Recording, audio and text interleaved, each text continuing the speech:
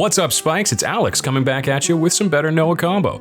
Today, instead of covering just one combo in depth and in detail, we're going to be covering 5 combos from New Capenna, doing a little bit less in depth, but still telling you exactly how they work and a little bit of a suggestion on how to disrupt them.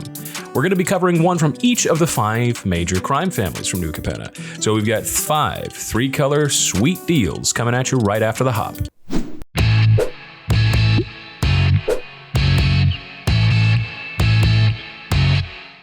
Thanks for sticking around, everybody. If you haven't already, make sure to like, comment, and subscribe.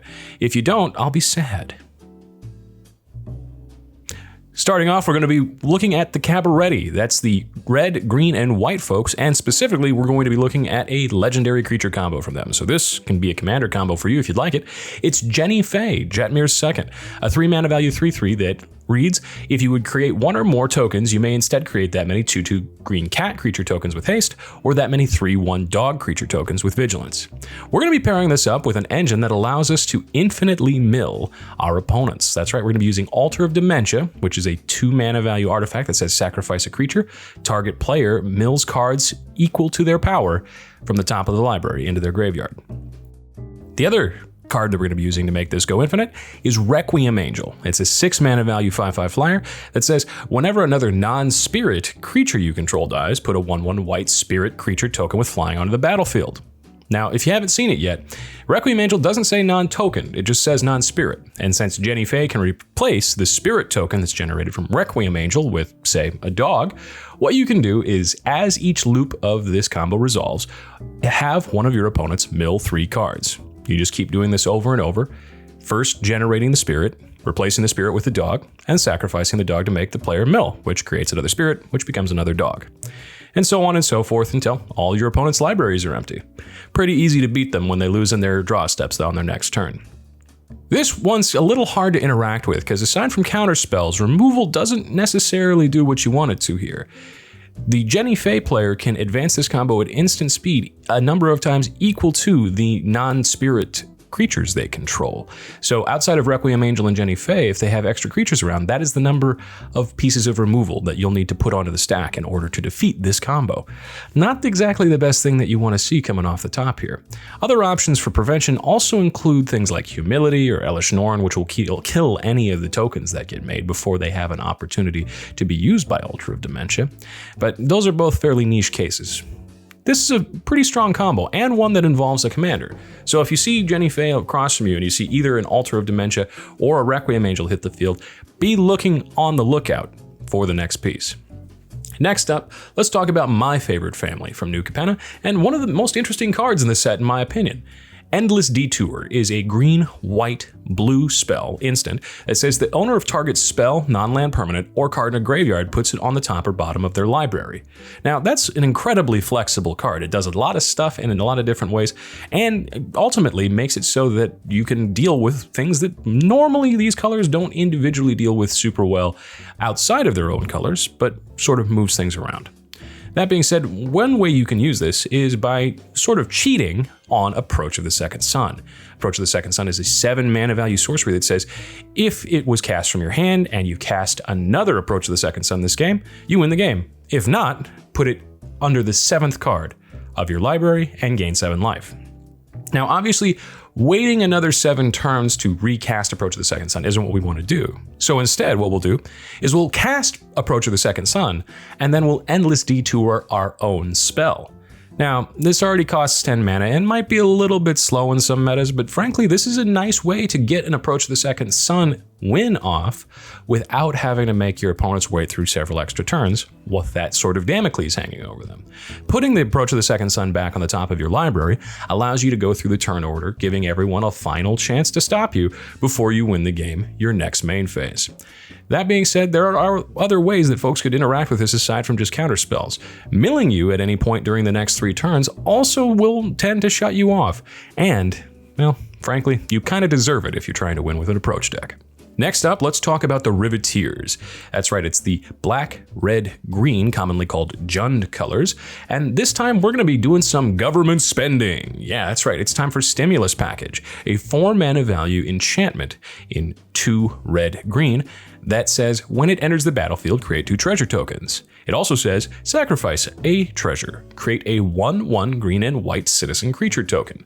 Now, already this is pretty good because you can have 2 mana come out of this, 2 bodies come out of this, or use all those treasures you've been amassing because there's absolutely nothing in these colors that ever produces treasure, right, wizards? And then we can pair that with a couple of old favorites. In this case, we'd like to suggest Pitiless Plunderer, 3 and a black for a human pirate 1/4 that says whenever another creature you control dies, create a treasure token. And Woe Strider, 2 and a black for a creature horror 3/2, and the relevant piece being sacrifice another creature, scry 1. From here, we can instantaneously and effectively infinitely loop Stimulus Package into Pitiless Plunderer, because we can sacrifice one of our treasures that we got from Stimulus Package to create a citizen, sacrifice that citizen to Woe Strider, Pitiless Plunderer makes us a treasure, and Bob's your uncle, we're back at the top of the combo, having already killed something, had something enter the battlefield, and scryed 1.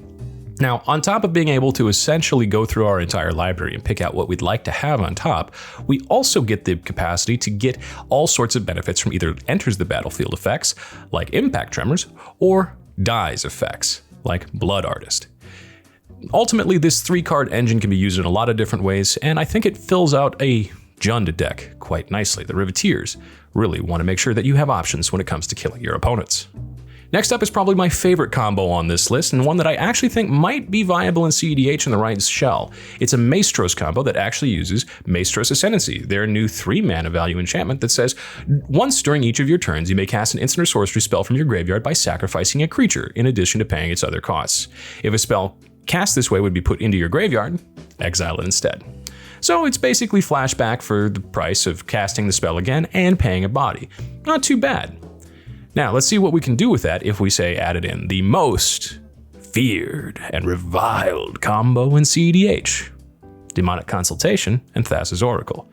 Now, normally you wait to Demonic Consultation until you have Thassa's Oracle in hand, but what if I told you having Maestros' Ascendancy out allows you to not worry about that at all and simply cast your Demonic Consultation?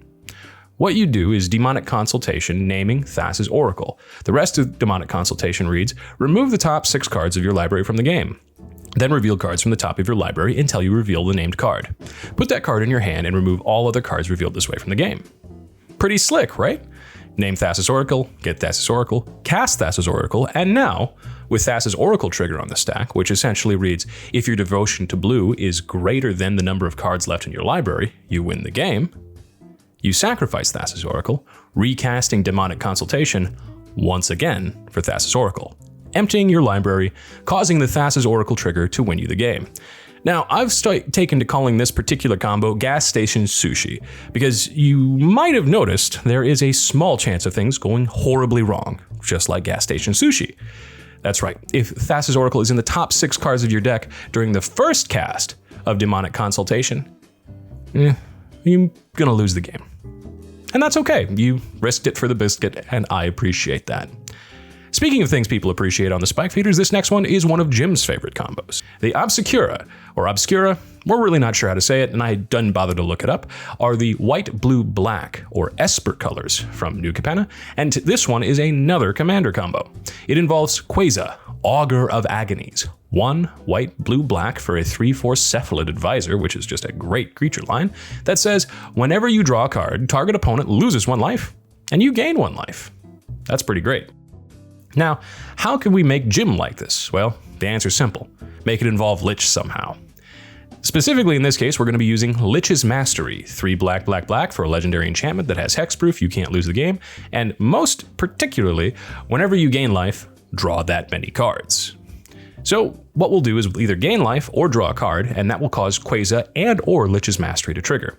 From there, what happens is these 2 triggers feed back into each other until our library is empty, allowing us to deal up to our library in damage while also gaining that much life. Additionally, we won't lose the game for having an empty library because, once again, we've got Lich's Mastery. This is also something I would recommend pairing with something that gives you infinite hand size, like Reliquary Tower or Thought Vessel. That way you don't have to discard if by some chance one of your opponents is still alive here. Specifically because Quasar only says target opponent loses 1 life, we might not 100% put the game away off the back of this interaction. We might need to do something else. That being said, This does a lot, and is almost certainly going to kill at least one, if not all three of your opponents. Well, folks, that's it for this episode of Better Know a Combo. We hope you had a good time looking at some of these interactions and learning a little bit about what this new set can do for you. If you'd like to purchase any of these cards, check out our video description. We've got some links that you can follow that will allow you to help support this channel through your purchases. And in the meantime, I hope you all have a great day. Once again, comment, like, and subscribe, and we'll see you on the next video.